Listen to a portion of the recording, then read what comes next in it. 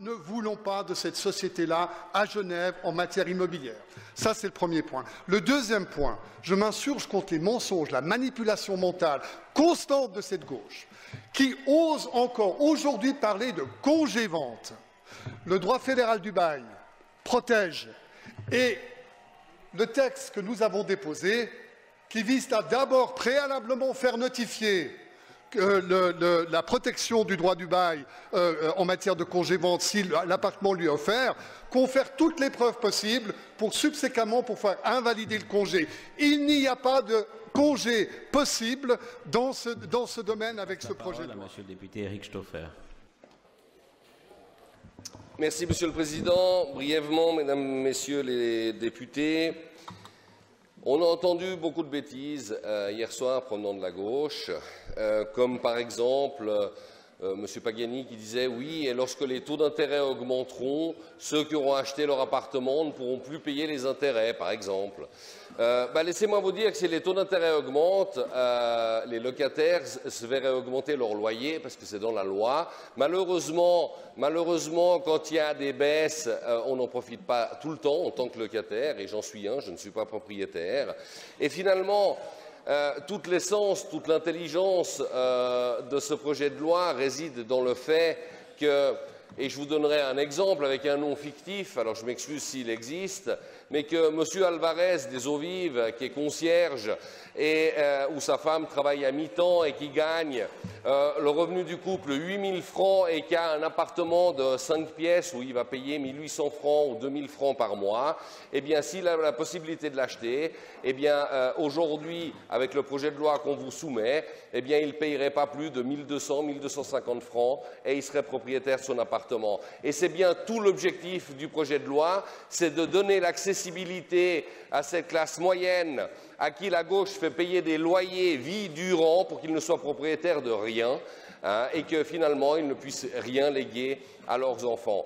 Que dire d'autre que la gauche, eh bien, vous avez bloqué cette possibilité pour les classes moyennes de pouvoir accéder à la propriété et vous avez fait de Genève depuis bien trop longtemps un canton de locataires puisque nous sommes 83% de locataires sur le canton de Genève.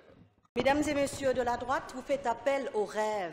Quand vous dites aux gens qu'acheter les logements aujourd'hui, on pense que c'est aussi accessible et ce n'est pas accessible.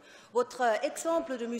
Alvarez, prenons-le comme exemple, avec ses 8 000 francs par mois, est-ce qu'il est capable d'épargner dans une laps de temps assez petit les 139 000 francs qu'il faudrait, les 139 000 francs qu'il lui faudrait comme fonds propres pour acquérir son appartement?